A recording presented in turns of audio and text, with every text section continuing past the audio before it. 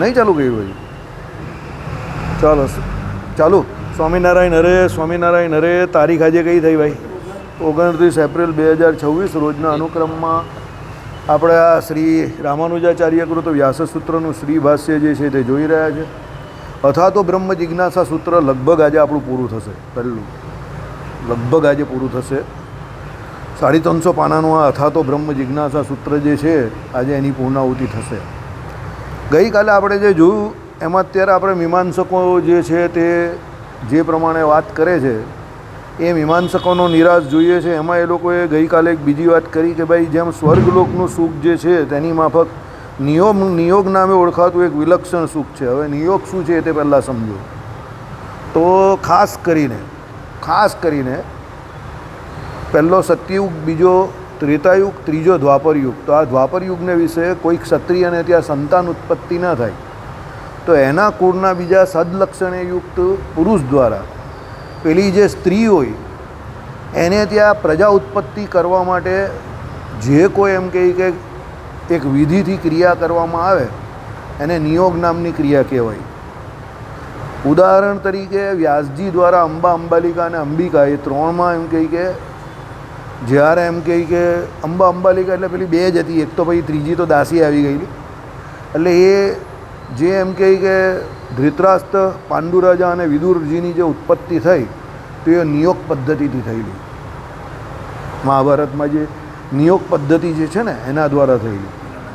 તો હવે અહીંયા છે ને એ નિયોગનું ઉદાહરણ આપેલું છે કે હવે નિયોગમાં તમને પુત્ર ઉત્પત્તિ તો થઈ પણ જ્યારે એ પદ્ધતિ એ કરે ત્યારે બી સુખ તો આવે છે ને, એવો એણે અહીંયા વાત કરી. એટલે એમ કહે કે જે રામાનુજાચાર્યએ એવું કહ્યું કે ભાઈ ક્રિયા જે છે તે સુખાત્મક નથી પણ ક્રિયાનું ફળ જે છે તેમાં સુખ રહેલું હોવાથી વ્યક્તિ એમ કહે કે ક્રિયા પાછળ જોડાય છે. પેલાને કે જલ્દી આવી જા ભાઈ, જલ્દી આવો, આ કામનું આવે, જલ્દી આવી જાય, જલ્દી ફટાફટ આવો. એટલે મૂળભૂત સિદ્ધાંત અહીંયા સમજવા જેવો છે. આ એક બહુ સખત એ લોકોનો મુદ્દો મૂકેલો છે. કારણ કે સામાન્ય રીતે આપણે શું જોઈએ છે કે ભાઈ જે સુખ જે છે તે ક્રિયામાં સુખ નથી હોતું પણ ક્રિયાનું જે ફળ એમાં સુખ હોવાથી આપણે એ ક્રિયાને વિશે પ્રેરાઈએ છીએ. તો રામાનુજાચાર્યએ શું કહ્યું કે ભાઈ એ ક્રિયાને વિશે આપણે પ્રેરાયા એટલા માટે જ છે કે આપણે એનું જે ફળ મળવાનું છે એ સુખાત્મક છે. એટલે એ લોકોએ આ નિયોગનું ઉદાહરણ આપ્યું. સમજો કે ભાઈ આ નિયોગ જે છે તે પદ્ધતિમાં બી સુખ છે ને એમાં પછી જે ઉત્પત્તિ મળે એ પ્રજા ઉત્પત્તિ તો કરવાની જ છે પણ જે પદ્ધતિ જે છે તે બી સુખાત્મક તો છે જ. કારણ કે એમાં એને સ્ત્રીનો સંગ થાય છે ને એ રીતે એણે લખેલું છે. ગઈકાલે મને પણ જ્યારે ચલાવતો હતો ત્યારે ખબર નહીં હતી કે એનો કહેવાનો ઇન્ટેન્શન આ પ્રમાણે છે પણ પછી મેં વિચાર કર્યો કે એનો ઇન્ટેન્શન આ પ્રમાણે છે એટલે એણે આવું લખેલું છે. જો શાસ્ત્રમાં હોય ને, શાસ્ત્રમાં જ્યારે કોઈ વ્યક્તિ પોતાનો મત રજૂ કરે ને ત્યારે એ મત કાં સુધી જાય છે, કેવો જાય છે, એમાં કઈ વસ્તુ યોગ્ય છે, અયોગ્ય છે, પ્રિય છે, અપ્રિય છે એ નહીં જોવાય. એને એનો સિદ્ધાંત સિદ્ધ કરવો એટલે એને જે શાસ્ત્રોમાં ભૂતકાળમાં બનેલી ઘટના હોય એને ટાંકીને એનો સિદ્ધાંત સિદ્ધ કરવા જાય. એટલે એણે અહીંયા નિયોગનું ઉદાહરણ આપ્યું કે ભાઈ નિયોગ પદ્ધતિથી પ્રજા ઉત્પત્તિ કરે તો એ પદ્ધતિ જ્યારે તમે એની ક્રિયા કરો છો ત્યારે બી સુખ તો આવે જ છે ને. અને પછી એમ કહે કે પ્રજા ઉત્પત્તિ તો થવાની છે એટલે રિઝલ્ટમાં પણ સુખ જ છે. એટલે આ લોકોએ આ ઉદાહરણ આપ્યું કે ભાઈ તમે જો નિયોગ નામે ઓળખાતું વિલક્ષણ સુખ છે એમ કહેતા હો તો એમાં પ્રમાણ શું છે તો કંઈ સ્વ અનુભવ. કારણ કે જે નિયોગ પદ્ધતિ દ્વારા પ્રજા ઉત્પત્તિ કરવા જાય એના અનુભવમાં એને સુખ તો આવે જ છે એવું એ કહે છે. તો એમ કહે કે ના, અમુક વિષયના અનુભવના સુખ જેવું આ નિયોગના અનુભવનું સુખ છે એમ તો તમારો પણ અનુભવ નથી. શાસ્ત્ર નિયોગનું પુરુષાર્થ રૂપે પ્રતિપાદન કરે છે.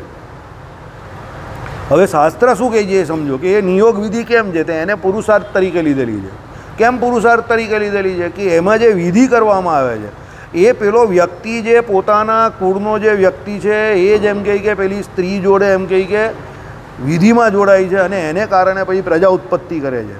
તો એ જે પેલો બીજો વ્યક્તિ છે તે સુખ માટે નહીં જોડાતો, એ પ્રજા ઉત્પત્તિ માટે જોડાય ને એના કુળનો જ એટલે કે એના કુળના લક્ષણ, રાજાના કુળના લક્ષણ એનામાં આવે. અને એટલે એ સ્ત્રી દ્વારા જ કેમ તો એ સ્ત્રી દ્વારા જે પેલું કુળનું બીજ જે છે તે બચાવી રાખવાનું છે. હવે તમે સમજો જ્યારે તમારે ત્યાં પુત્રની ઉત્પત્તિ ન થઈ હોય ને એ પહેલાં કોઈ મૃત્યુ થાય તો પુત્ર જે છે તે કેના માટે છે તો પિતૃ ઋણ માટે છે. તો એ પુરુષાર્થ જે છે તમને મળનારા એક પુરુષાર્થમાં આ પ્રમાણે આની પણ વાત કરેલી છે. અહીંયા એવું લાગે છે કે ભાઈ શાસ્ત્ર નિયોગનું પુરુષાર્થ રૂપે પ્રતિપાદન કરે છે. પુરુષાર્થ એટલે એમાં મહેનત જ છે, એમાં સુખ નથી, માટે એનો પછીથી અનુભવ થશે એમ પણ ન મનાય. એટલે ભાઈ એને પુરુષાર્થ તરીકે ત્યારે કહ્યું એટલે એનો પછી પાછળથી અનુભવ થશે એવું પણ નહીં કહેવાય, કારણ કે એને પુરુષાર્થ કહી જ દીધો છે પહેલાં સીધો. હવે તમને કોઈ જગ્યા પર એમ કહે કે આમાં પુરુષાર્થ જ છે તો પછી એનો પાછળથી અનુભવ થોડો થાય. પુરુષાર્થ જ્યારે થતો હોય ત્યારે જ એનો અનુભવ થાય ને. એટલે તમે એવું પણ ન કહી શકો કે એનો પાછળથી અનુભવ થશે, કારણ કે કહો એ નિયોગને પુરુષાર્થ રૂપે પ્રતિપાદન કરનાર શાસ્ત્ર શું છે? લૌકિક તો નથી જ, કારણ કે એ તો દુઃખાત્મક ક્રિયા વિષયક જ હોય છે. પુરુષાર્થ તમે કરો તે પુરુષાર્થ તો બધા કેવો હોય તો એમાં દુઃખાત્મક ક્રિયા જ થતી હોય. પુરુષાર્થ એટલે મહેનત, મહેનતમાં કોઈ સુખ આવતું નથી કોઈને, એટલે એ શું કહ્યું કે એ તો દુઃખાત્મક ક્રિયા વિષયક જ છે. નિયોગ સુખના સાધન રૂપે કૃતિ સાધ્ય છે એટલું જ પ્રતિપાદન કરે છે. વૈદિક વાક્ય પણ નથી, કારણ કે એ પણ સ્વર્ગના સાધન રૂપે જ કાર્યનું પ્રતિપાદન કરે છે. નિત્ય નૈમિતિક કર્મ વિષયક શાસ્ત્ર સ્મૃતિ પણ નથી, કારણ કે સ્વર્ગ કામવાળા વેદ વાક્યો અપૂર્વ સમજાય ત્યાર પછી એ શાસ્ત્રમાં પણ સમજાય. આ પ્રમાણે નિત્ય નૈમિતિક કર્મ વિષયક શાસ્ત્ર પણ સુખાદિકના સાધન રૂપે જ પ્રતિપાદન કરે છે એ વાત ખસતી નથી. ચોક્કસ ઐહિક એટલે આ દુનિયાના ફળવાળું કર્મ કરવાથી એના ફળ રૂપે તે જ વખતે અન્ન આરોગ્ય આદિ જે પ્રાપ્ત થાય છે તે ઉપરાંત નિયોગ એટલે કાર્ય અપૂર્વ રૂપી કોઈ ખાસ સુખ અનુભવાતું હોય એમ જણાતું નથી, માટે નિયોગ જ સુખ છે એમ માનવા માટે એમને કાંઈ જ પ્રમાણ જડતું નથી.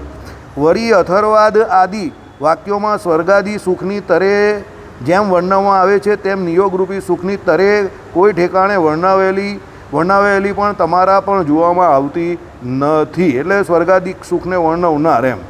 એટલે શું છે કે કહેવાનો મતલબ અહીંયા શું છે કે ટૂંકમાં અહીંયા એવું કહેવા માંગે છે કે ભાઈ તમે જે એમ કહો છો કે એ ક્રિયામાં ને એ સુખને કારણે એ નિયોગ પણ સુખ માટે છે તો એવું નથી.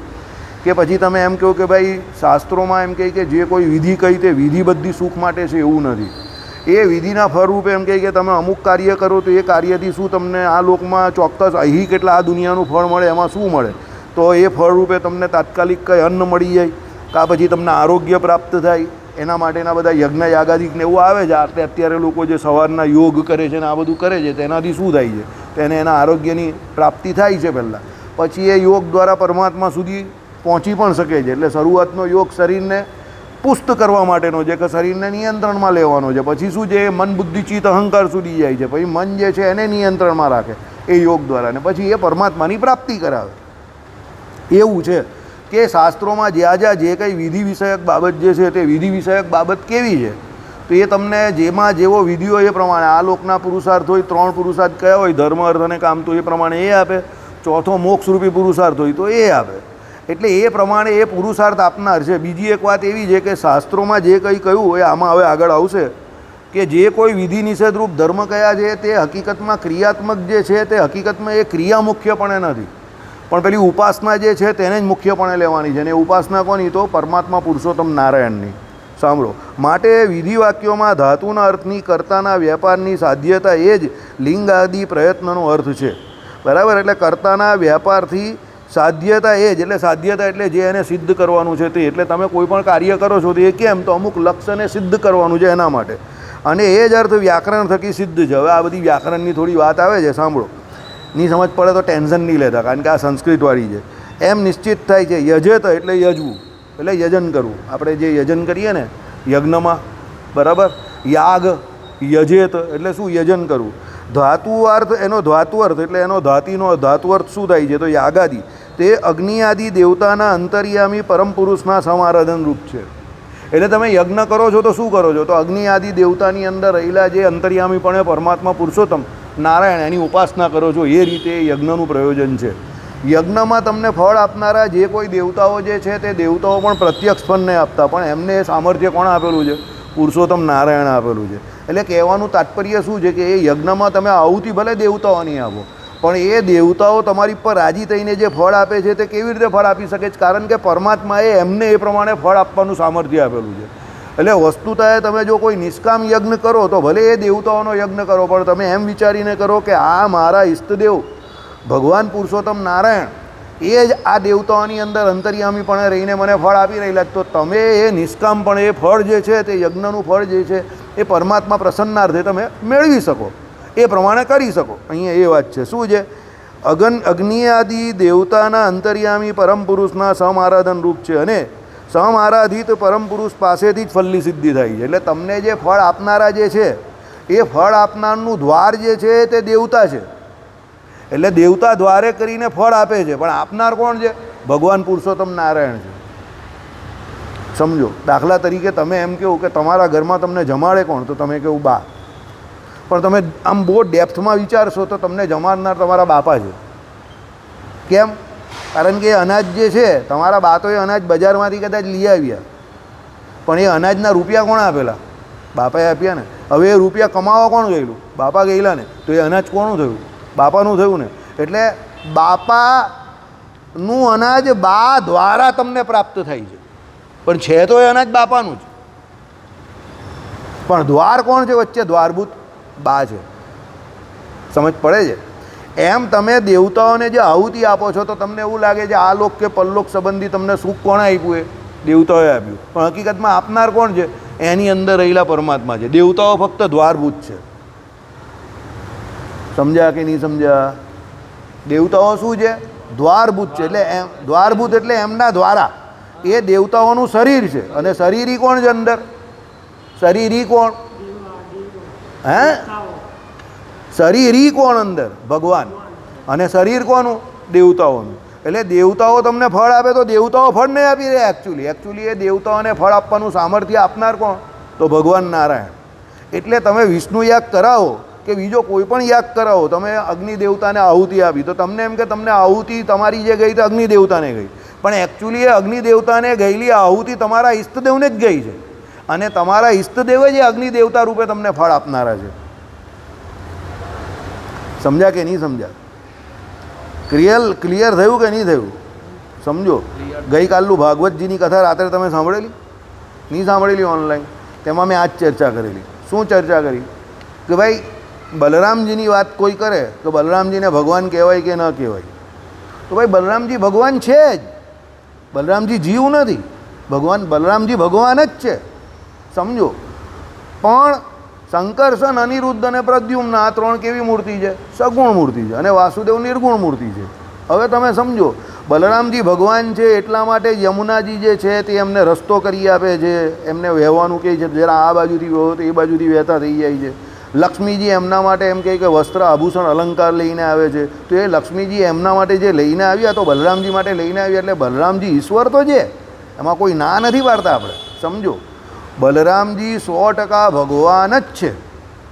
અને દેવકીજીએ જે કાલે આપણે ભાગવતજીમાં જોયું એ પ્રમાણે બંને પુત્રોને કહ્યું કે તમે બંને મારા પુત્રો થઈને આવેલા જ, પણ તમે બંને ઈશ્વર સ્વરૂપ છો. એમ દેવકીજીએ બંનેની સ્તુતિ કરી. અને પછી ભગવાન શ્રી કૃષ્ણને ત્યાં સુધી કહ્યું કે જેમ તમે સાંદીપની ગુરુના પુત્રને લાવી આપ્યો તો એમ મારા 6 છોકરા જોવા છે, તો મારા 6 પુત્રોને તમે મને મારી પાસે લાવો. હવે ભગવાનને ઈશ્વર જાણીને એમને એ સ્તુતિ કરી. અને એ પહેલાં બલરામજીને પણ કહ્યું કે બંને ઈશ્વર છે. તો એ બલરામજી પણ છે તો ભગવાનનો જ અવતાર, પણ શંકરસન, અનિરુદ્ધ અને પ્રદ્યુમ્ન, એમાં શંકરસન જે છે તે બલરામજી છે. બરાબર છે? તો એ છે તો ઈશ્વર, પણ એ ભગવાનનું સગુણ સ્વરૂપ છે. કેમ? એ જગતની ઉત્પત્તિ સ્થિતિ પ્રલયમાં જોડાયેલા છે. હવે એના અંશ રૂપે, દાખલા તરીકે અનિરુદ્ધના અંશ રૂપે કોણ? બ્રહ્માજી. પ્રદ્યુમ્નના અંશ રૂપે કોણ? તો વિષ્ણુજી. અને શંકરસનના અંશ રૂપે કોણ? તો આ શિવજી. હવે આ 6 મૂર્તિ જે કઈ છે તે કઈ છે? તો સગુણ મૂર્તિ કઈ છે. કેમાં? સત્સંગી જીવનમાં. હવે મધ્યના 31માં વચનામૃતમાં શું કહ્યું? જ્યારે વિરાટ જીવ જે છે, વિરાટ પુરુષ, એને પણ એમ કહે કે મોક્ષ જોઈતો હોય તો નિર્ગુણ એવા વાસુદેવ ભગવાનની ઉપાસના એણે કરવી પડે. અને ધર્મ અર્થ કામ એને જોઈતો હોય તો શંકરસન, અનિરુદ્ધ અને પ્રદ્યુમ્નની ઉપાસના કરે. હવે સમજો, શંકરસન, અનિરુદ્ધ ને પ્રદ્યુમ્ન છે તો ભગવાન જ, પણ તમારે શું જોઈએ છે એની પર આધાર છે. તમને ધર્મ અર્થ અને કામ જોઈએ તો એ 3 પાસેથી મળે, અને મોક્ષ જોઈએ તો વાસુદેવ પાસે. આપણે આગળ ચર્ચા નહીં કરેલી? વાસુદેવે લગ્ન કરવા નથી, વાસુદેવે માયાના ગુણ સ્વીકારવા નથી, એટલે વાસુદેવ નિર્ગુણ છે. પણ જે અહીંયા લગ્ન કરીને બેઠા છે તે લોકો સગુણ છે. સમજો. કારણ કે એમને ગુણની જરૂર છે ને. લગ્ન કરે તો ગ્રહસ્થ જીવનમાં કેટલા મગજમારી હોય, તો એને ગુણની જરૂર છે. મારે મમરાની ગુણ જોઈએ, એને ખાંડની ગુણ જોઈએ, બીજી કઈ ગુણ જોઈએ મારે? સમજ પડી ગઈ?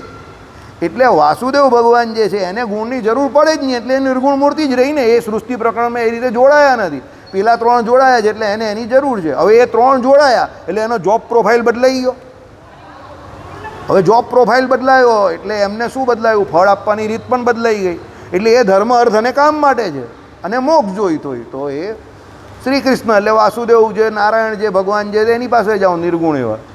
હવે કોઈ કહે કે બલરામજીનું ધ્યાન થાય કે ન થાય, તો હું તમને પૂછું, પ્રથમનું 5મું વચનામૃત એમાં શું કહ્યું છે ભગવાને? રાધિકાએ સહિત શ્રી કૃષ્ણનું ધ્યાન કરવું કહ્યું જ કે નહીં કહ્યું? ભગવાનની આજ્ઞા છે શ્રીજી મહારાજની. હું તમને હવે સવાલ પૂછું, આખા સંપ્રદાયમાં રાધિકાએ સહિત શ્રી કૃષ્ણનું ધ્યાન કરનારા લોકો કેટલા? આખા સંપ્રદાયમાં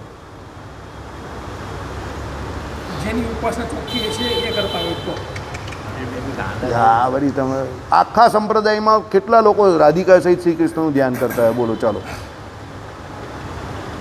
આંગળીના વેડે ઘણા એટલા પણ તમને નહીં મળે, સમજો. હવે રાધિકાએ સહિત શ્રી કૃષ્ણનું ધ્યાન કરનારા તો ભગવાને કહ્યું તો પણ નથી. તો હું તમને પૂછું, રેવતીજી બલરામજીનું ધ્યાન કરનારા કેટલા? એટલે પ્રશ્ન જ અસ્થાને છે કે બલરામજીનું ધ્યાન થાય કે નહીં થાય. રામજીની ફોઈનું નામ તમને પૂછું તો કંઈ કામનો સવાલ છે? ગઈકાલે આપણે રાત્રે સભામાં આ વાત કરેલી ને. એક વક્તા પાસે ગયેલું એક જણ આવી રીતે, રામજીની ફોઈનું નામ શું? વક્તા કહી તને આખી કથામાં રામજીની ફોઈ સિવાય બીજું કંઈ દેખાયું જ નહીં. એટલે ખાલી ખાલી ડીંગલા ઘુસાડવા માટે કરે. હું તમને શું કહું છું, રાધિકાએ સહિત શ્રી કૃષ્ણનું ધ્યાન કરવાની ભગવાને આજ્ઞા કરી તો એનું ધ્યાન કરનારા લોકો તમને જડતા નથી આપણા સંપ્રદાયમાં. તો બલરામજીનું ધ્યાન કરનારા કેટલા લોકો? તો પછી બલરામજીનું ધ્યાન થાય કે નહીં થાય એ પ્રશ્ન કોઈ દિવસ ઉદ્ભવે છે? ખાલી ખાલી પ્રશ્ન પેલું કહે ને કે ખજવાયડું ખાલી ખાલી ફોલ્લો થયો પંપાડીને મોટો થયો. આપણે જે કહેવત છે ને, શબ્દ બોલાય એવો નથી એટલે નહીં બોલતા જાહેરમાં. એટલે હું શું કહું છું, તમારો તર્ક જે હોય ને તે શાસ્ત્ર સંગત હોવો જોઈએ. તર્ક શાસ્ત્ર સંગત ને અત્યારના સમયને અનુરૂપ ન હોય તો એ તર્ક નકામો છે ને તમારો, સમજો. બલરામજીનું ધ્યાન કરનારો જે આખા સંપ્રદાયમાં એક પણ માણસ નથી, તો પછી બલરામજીનું ધ્યાન થાય કે નહીં થાય એવો પ્રશ્ન શું કામ કરવાનો તમારે? ભાઈ તમે કરો જ બલરામજીનું ધ્યાન. તમે કોઈને અહીંયા આટલામાં તમારા 50 વર્ષના જીવનમાં તમે જોયો કોઈને બલરામજીનું ધ્યાન કરતા? રેવતીજી બલરામજીની મૂર્તિ છે આપણે ત્યાં જેતલપુરમાં છે, આપણે અહીંયા ભરૂચમાં છે, ગઢપુરમાં છે, ઘણી બધી જગ્યા પર છે. આપણે ગણવા બેસીએ હમણાં યુટ્યુબ પર ખોલીએ તો કેટલા 5-7 મંદિર નીકળે આપણા, બરાબર છે. તેનું ધ્યાન કરનારા કેટલા લોકો? ગોપીનાથજી મહારાજનું લોકો ધ્યાન નહીં કરતા, રેવતીજીને બલ્લેવજીની કા વાત કરો? જે મહારાજે જાતે પોતાના શરીરના માપથી આખી મૂર્તિ બનાવેલી છે એનું ધ્યાન નહીં લોકો કરતા, તો પછી હવે આ પ્રશ્ન જ કા ઊભો થાય છે? સમજો. એટલે કહેવાનો મતલબ શું છે, તર્કસંગત, શાસ્ત્ર સંગત અને અત્યારની જે દુનિયા ચાલે છે એની અનુરૂપે તમે તર્ક મૂકો. કાલે આપણે વાત નહીં થઈ રાજીવ દીક્ષિતવાળી, મેં તમને વાત નહીં કરી? એ તો નીકળી ગયો, બંધ થઈ પેપ્સી ને કોકોકોલા. પણ મોટાભાઈ ને છોટાભાઈ ધારે તમને બંધ નહીં કરી નાખે, ભલું બંધ કરી નાખે એ લોકો, બરાબર. જાલગુંડી 10 રૂપિયાની ખાઈ આવે ને ત્યાં જઈને ઊભા મોટાભાઈ પેલો કંઈ પ્યાજ ખાતે હો સર? हाँ प्याज खाता हूँ ना, एम कहिए. लोगों का दिमाग नहीं खाता हूँ, प्याज तो खाता हूँ एम करने એને તો પ્યાજ આતે ચાલુ કરી દીધું 10 રૂપિયાની. લોકો આ સ્વામિનારાયણ વાળો નથી, એટલે સ્વામિનારાયણ વાળો ભાઈ એ હોય તો પ્યાજ નહીં ખાય.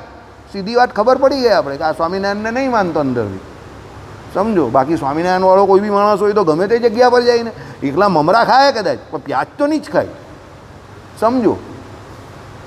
એટલે માણસ શું કહેવા માગે છે, શું કરવા માગે છે તે એના કરતાપણાથી, એટલે એના જે કરે એની પરથી ખબર પડે ને, સમજો. પણ એનો એ વિડીયો કેટલો બધો એ થઈ ગયો, એણે ખાલી ખાધી તો 10 રૂપિયાની મમરાની ભેળ ખાધી છે આપણા ગુજરાતની ભાષામાં કહીએ તો, પણ એમાં વડાપ્રધાન જાતે જઈને કાફલાને રોકીને સીધા પેલાની દુકાન પર પહોંચી ગયા, જાલગુંડી ખવડાવો પેલાને કહ્યું, અને પેલો બિચારો ચમકી ગયો કે આ કોણ મારી દુકાન પર આવી ગયા માણસ, વડાપ્રધાન જાતે ખીલાવો એમ કહી. ચલો પેલો કંઈ સાહેબ હા ખીલાવો એમ કહી ને એની પાસેથી લઈને મોદી સાહેબે જાતે ઊભા ખાધું. હમણાં કેમેરાવાળાને બધા લાઇનમાં આવી ગયા.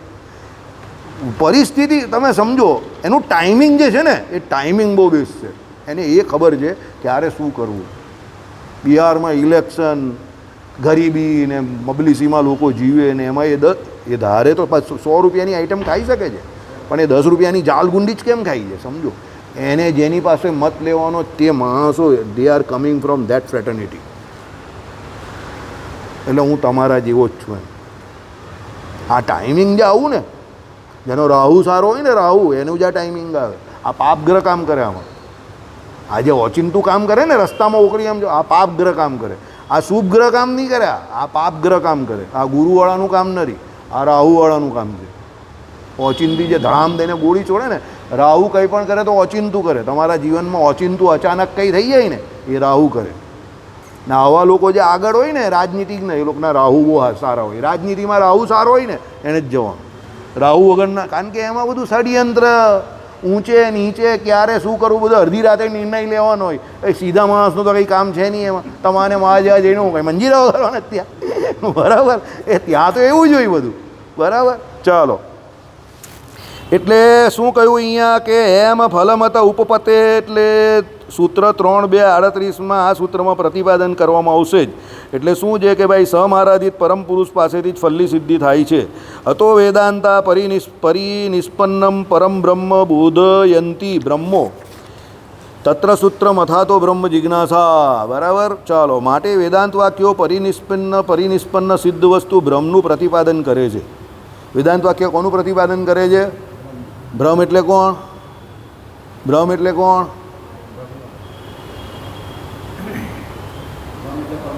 ઓકે, ભગવાન. ચાલો, ભ્રમ એટલે બીજો પેલો ભ ફાટેલો હોય તો શંકા બી થાય, એટલે ડાઉટ પણ થાય.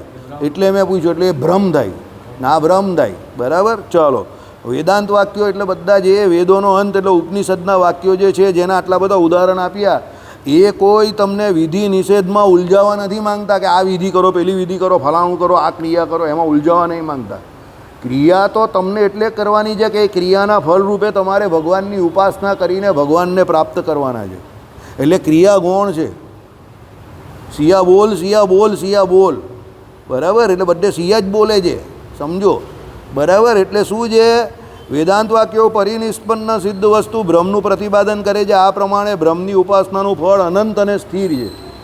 એ તમે ભગવાનની ઉપાસના કરી એનું ફળ કેવું છે? અનંત અને સ્થિર છે. બાકી કોઈ ફળ અનંત અને સ્થિર નથી. કામ કરો, ધંધો કરો, મહેનત કરો, લગ્ન કરો, નોકરી કરો, પૈસા કમાવો, કંઈ સ્થિર નથી. આજે કર્યું એટલે કાલે પાછું કરવાનું. આજે મેળવું તો પણ કાલે પાછું મેળવવાનું. અટકે એટલે ગયા માણસ, તમે ફેલિયર થઈ જાઓ. એટલે રોજે રોજ નવું નવું ખાવાનું, રોજે રોજ નવું નવું કમાવાનું.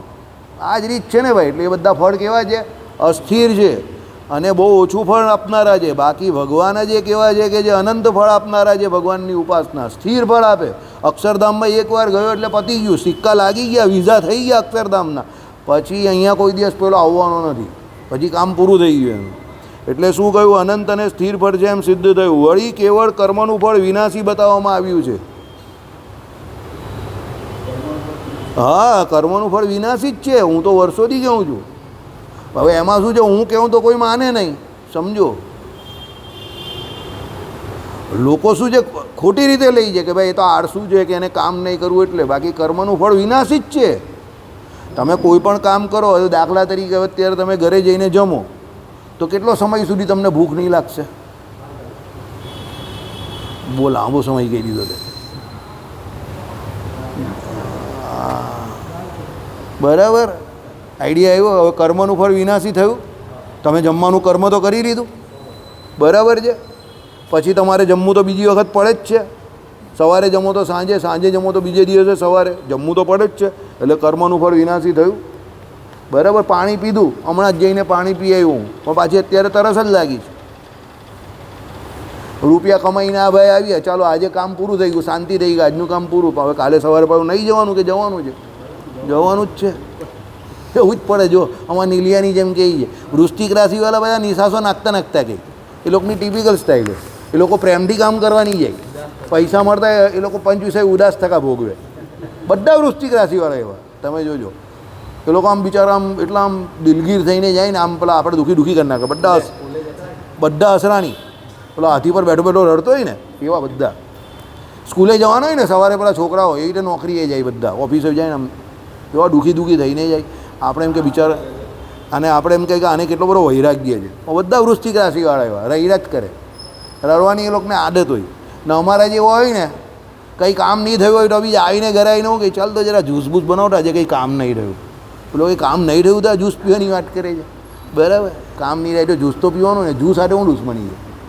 પેલો વૃશ્ચિક રાશિવાળો અકળાય, તું હાલા કામ નહીં કરીને આવ્યો ઉપરથી જ્યુસ માગે છે, આમ છે તેમ છે, તને કંઈ શરમ નથી? શરમ નથી તો અહીંયા આવતે જ કેમ જ્યુસ પીવા? શરમ તો મને પહેલેથી જ નથી, એટલે તો હું જ્યુસ પીવા આવ્યો. ચાલ તું મસ્ત ઠંડુ ઠંડુ જ્યુસ પીવડાવી દેતો. આ અમારું વૃષભ રાશિનું કામ, બરાબર? આ કામ બીજો કોઈ નહીં કરી શકે, એટલે લોકો અમને ગાંડા કહે. હવે એકચ્યુઅલી જ્યુસ પીવા માટે કોઈ બહાનું થોડું જોઈતું હોય. કામ કરવા માટે તો કંઈ ને કંઈ બહાનું જોઈએ. જ્યુસ પીવા માટે એક જ બહાનું છે, શું? જ્યુસ પીવું છે. હવે કામ થાય કે નહીં થાય એમાં એને કંઈ નિસ્બત જ નથી. પણ આ લોકો બહુ ટચી હોય, એને જોઈન કરી દે એની જોડે, સમજી ગયા? હા, એમાં એ લોકોનો વાંક નહીં હોય. હવે પૂર્વના એ લોકોના કર્મ જેવા, એ લોકોને તરત બિચારાને ભૂખ લાગે તો મરી જાય, ઓછું ખાવાની ઈચ્છા થઈ જાય, પેલો કંઈ બોલી ગયો એનું ખોટું લાગી જાય, કોઈ નહીં કરે એનું ખોટું લાગી જાય, કોઈ વધારે કરી જાય એનું પણ ખોટું લાગી જાય, બહુ જલ્દી ખોટું લાગી જાય. બહુ સંવેદનશીલ, હાઈલી પ્રજ્વલનશીલ. મોદીની જેમ કોઈ બોલ્યો એટલે આમ નજરમાં જ રાખે, પછી આમ 5-7 દિવસ થાય ને એટલે એવો ખતરનાક જવાબ આપે ને પેલાને ચામડા ઉખેડી નાખે. એ લોકોની રીત છે. આપણે તો એમ થાય કે ભાઈ રોજ કંઈ ને કંઈ કોઈને કોઈ કહી જ જવાના છે. ચામડા બધા જાડા થઈ ગયા આપણા, જે તે હોય તો કે નહીં ભાઈ, આપણે કંઈ ફરક પડવાનો નથી, તું તારું કામ કર, આપણે આપણું કામ કરવાનું. ચાલો હવે સાંભળો. એટલે વળી કેવળ કર્મનું ફળ વિનાશી બતાવ્યું છે. કેવળ કર્મનું ફળ, જે કર્મ ભગવાન સંબંધી છે એ કર્મ વિનાશી ફળ આપનારું નથી, એ અવિનાશી ફળ આપે. કેવળ કર્મ એટલે આ લોક સંબંધી તમે જે કંઈ ધર્મ અર્થ કામ માટે કે અહીંયા સુખી થવા માટે જે કરો બધું વિનાશી ફળ. કંઈ કામ કરવાથી પૂરું થોડું થઈ જાય. સ્વર્ગમાં જાય તો કંઈ કામ પૂરું થોડું થઈ ગયું, પાછું પુણ્ય પૂરું થાય તો પાછું આવવાનું, એટલે બધા વિનાશી ફળ છે. માટે ચાતુર્માસી આદિ કર્મોમાં જે અવિનાશી ફળનું શ્રવણ થાય છે તે આપેક્ષિક એટલે અન્ય કર્મોની સરખામણીમાં અવિનાશી માનવું જોઈએ. એટલે એ પણ અવિનાશી નથી, પણ બીજા કર્મ કરતાં એનું ફળ વધારે મળે એટલે એને અવિનાશી કહ્યું. ઘણી જગ્યા પર કહ્યું નથી કે આનું અક્ષય ફળ મળે. અક્ષય એટલે નાશ નહીં થાય એવું નહીં હોય, પણ બીજા ફળ કરતાં વધારે ફળ આપે એટલે એને અક્ષય કહેવાય. આઈડિયા આવે જ તમને? પરમેનન્ટ તો કોઈ હોય જ નહીં ને, સમજો. પરમેનન્ટ હોય તો પેલો ધામમાં નહીં ચાલ્યો જાય, સમજો. કારણ કે પરમેનન્ટ તો કોઈ પણ અક્ષય ફળ કયું છે? છેલ્લું ધામમાં ગયો એ જ, અપુનરાવર્તી ભગવાનના ધામમાં ગયો એ જ છે. તો આ લોકનું તો કયું અક્ષય ફળ હોય? એટલે એ બીજા ફળોની કમ્પેરિઝનમાં સરખામણીમાં એ વધારે ફળ આપે એટલે અક્ષય ફળ. એમ આપણે કહીએ એ પ્રમાણે જો ભાઈ આ 4 જણા છે, એમાં આ 4 વધારે ચોર છે, આ 4 ચોર છો તે ચોર તો છે પણ ચોરી કરીને પણ કામ કરે. આ પૈસા લઈને કામ નહીં કરતો, પણ આ પૈસા લઈને કામ કરે છે. હવે તમારે મત કોને આપવાનો? ભાઈ પૈસા લઈને બી કામ તો કરે છે એને જ આપવાનો ને, આ એવી વાત છે. પણ ચોર તો બધા જ, બરાબર? કાલે પેલા નેતાએ શું કહ્યું? ભાઈ અમને તમે કેમ? તો ભાઈ તમે તો અમે, સમજી ગયા કે નહીં? આ એવી વાત છે. આઈડિયા આવ્યો? એટલે આ વાત અમુક બાબત એવી જ હોય કે બધા જ એવો હોય, તેમાં એ બિચારો શું કરે, બરાબર? ચાલો, એટલે વાયુશ્ચ અંતરિક્ષમ ચૈત દ અમૃતમ એટલે શું? એ વાક્યમાં વાયુ અને આકાશને જેવી રીતે અમૃત એટલે વિનાશ રહિત, તો એ વિનાશ રહિત કેવી રીતે? તો પૃથ્વી જળ વગેરે અન્ય ભૂતોની સરખામણીમાં અમૃત કહેવામાં આવ્યા છે. એ રીતે વાયુ અને આકાશ જે છે તે વાયુને આપણે મારી શકીએ છીએ. હું તમને કહું કે ભાઈ 4 કિલો વાયુ કાલે કાપી નાખજે, હું તને એમ કહું આકાશ જે છે ને એ 5 કિલો કાલે ભરી લાવજે, તો તમે વાયુને આકાશને કાપી કે મારી કે ભરી શકો છો? એટલે વાયુ અને આકાશ જે છે તે પૃથ્વી અને જળની સરખામણીમાં વધારે કેપેસિટીવાળા છે, એટલે એને અવિનાશી કહ્યા છે કે અમૃત કહ્યા છે. પણ એ પણ અમૃત નથી, સમજો. કેવી રીતે? તો જ્યારે એમ કહે કે સૃષ્ટિ જે છે તે ઉલટા ક્રમમાં ચાલે, પ્રકૃતિની વિકાસ અવસ્થા આવે તો આ બધું વિકાસ પામે, અને પ્રકૃતિની જ્યારે સંકોચ અવસ્થા થાય અને બધું પ્રલય થતું હોય ત્યારે તો એ તમોગુણમાંથી ઉત્પન્ન થયેલો આકાશ છે એ પણ જવાનો તો છે જ ને. પૃથ્વીથી 10 ગણું જળ, જળથી તેજ, તેજથી વાયુ, વાયુથી આકાશ, એનાથી અહંકાર, મહતત્વ, તો બધું એકબીજામાં લીન તો થવાનું જ છે ને. તો પછી પેલો આકાશને વાયુ પણ લીન તો થયો જ ને છેલ્લે. તો પછી એને અમૃત કેવી રીતે કહ્યું? ભાઈ પેલા બેની સરખામણીમાં અમૃત. સમજ પડી? એટલે શાસ્ત્રોમાં આ પ્રમાણે વાક્ય ભેદ જે હોય તે સમજવો પડે તમારે. અમૃત એટલે એનો અર્થ એવો નથી કે અમૃત થઈ ગયો. હવે દાખલા તરીકે એમ કે ભાઈ સ્વર્ગલોકના દેવતાઓ એ લોકો અમૃત પીએ છે, તો અમૃત પીએ એટલે હું સ્વર્ગલોક કાયમ રહી છે? દેવતાઓ કાયમ રહી છે ભાઈ, એનો સમય પૂરો થાય એટલે એ પણ ચાલ્યા જાય.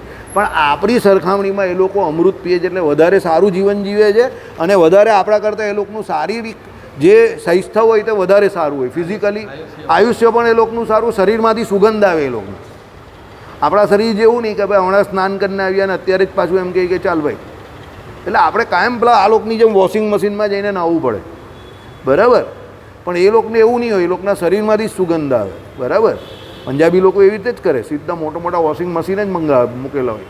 નાવાનું મન થાય એટલે સીધા વોશિંગ મશીનમાં કૂદી જાય અને ઉપરથી સ્વિચ ઓન કરી દે, ઘર ફરે એટલે બધું દાઢી વાળી બધું ધોવાઈ જાય અને પછી બહાર આવે શાંતિથી.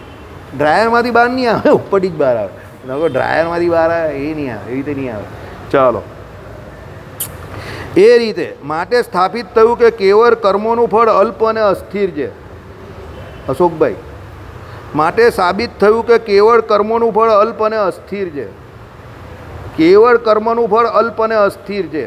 કેવળ કર્મનું ફળ અલ્પ અને અસ્થિર છે. કેવળ કર્મનું ફળ અલ્પ અને અસ્થિર છે. અને બ્રહ્મ અને જ્ઞાનનું ફળ અનંત અને સ્થિર છે. બ્રહ્મ અને જ્ઞાનનું ફળ અનંત અને સ્થિર છે. સમજી ગયા અશોકભાઈ? કર્મનું ફળ કેવું છે? તમારા ઘરે ઉઠો ને તો તમારી સામેની દિવાલો હોય ત્યાં લખી દેજો, કેવળ કર્મોનું ફળ અલ્પ અને અસ્થિર હોય છે. બ્રહ્મસૂત્ર, પ્રથમ સૂત્ર અથવા તો બ્રહ્મ જિજ્ઞાસા. તું પણ લખી દેજે મનીષ, તને બી કર્મ કરવાના બહુ મસા ઉભરે જ ને એટલે, બરાબર. અને એની નીચે પછી એક નાનો સરખો ફોટો અમારા બે ભાઈઓનો મૂકજે આમ ને લખજો, શું જ્ઞાનનું ફળ અનંત અને સ્થિર હોય છે. આમ મૂકજો અમારા બેનો ફોટો, બરાબર. આઈડિયા આવી ગયો અશોકભાઈ? તમારો ફોટો એટલે ખજવારતો જ મૂકજો આમ કરીને, એ બરાબર સેટ થાય એવો છે, બરાબર. ચાલો, એટલે આ તમને મજાકમાં કહું છું, એવું મગજ પણ નહીં લેતા કે આમ તો કરવું જ પડે, બરાબર છે. પણ કોઈ બીજો કરે ત્યાં સુધી મને વધારે સારું લાગે એમ, બરાબર. એટલે તમારી વાત તો મને નહીં ખબર, પણ મને એવું પર્સનલી સારું લાગે. માટે જેથી એ બ્રહ્મનો નિર્ણય થાય એટલે નક્કી યથાર્થ જ્ઞાન, એવો જે બ્રહ્મ વિચારનો આરંભ કરવો તે ઘટારથ છે. શું? જેથી એ બ્રહ્મનો નિર્ણય થાય એટલે નક્કી યથાર્થ જ્ઞાન, એટલે બ્રહ્મનું આપણે જે નક્કી યથાર્થ જ્ઞાન મળે એવો જે બ્રહ્મ વિચારનો આરંભ કરવો એ ઘટારથ છે. એટલે એ બ્રહ્મ વિચારનો આરંભ આપણે કરીએ, ભગવાન વિશે વિચાર કરવો એ ઘટારથ છે, એટલે એ બરાબર છે. કેવી રીતે? ટીકાકાર આ અધિકરણના 5 અંગો નીચે પ્રમાણે બતાવે છે. હવે આ જે લખ્યું ને ઘટારથ કરે છે તે કેવી રીતે? બ્રહ્મ મીમાંસા એ પહેલું, વિષય એનો આરંભ કરવો કે નહીં એ. શું કહ્યું? બ્રહ્મ મીમાંસા એ કયો વિષય છે કે એનો આરંભ કરવો કે નહીં કરવો, બરાબર. પહેલું એ.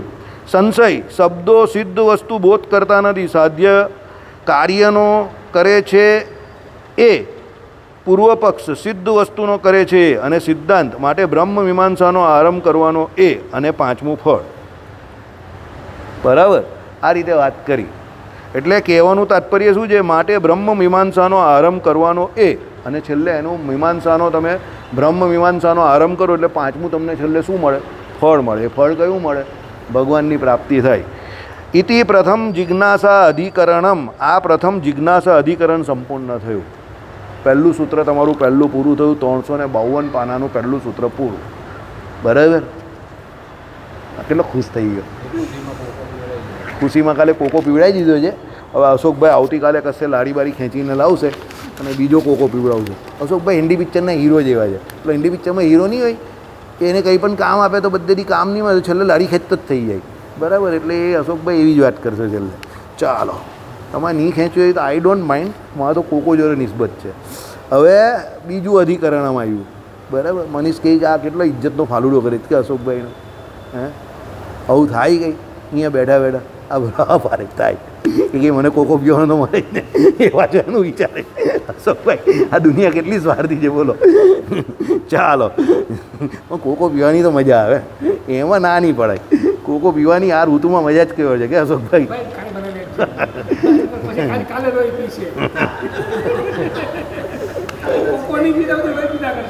ચાલો ચાલો, બીજું હવે આપણે સૂત્ર ચાલુ કરીએ છીએ.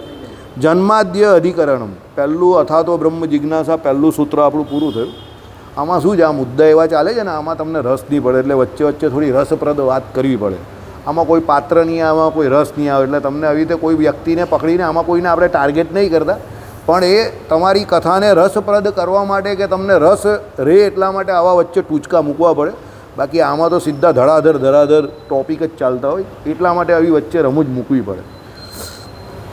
હવે પણ એ બ્રહ્મ જેને જિજ્ઞાસાનો વિષય કહેવામાં આવે છે તે કેવું છે એ પ્રશ્ન થતાં સૂત્રકાર કહે છે. પહેલાં શું સાબિત થયું કે એ બ્રહ્મ જે છે એ જિજ્ઞાસાનો વિષય છે, અને એ બ્રહ્મની જિજ્ઞાસા થાય પછી એનું ફળ મળે. બરાબર ને?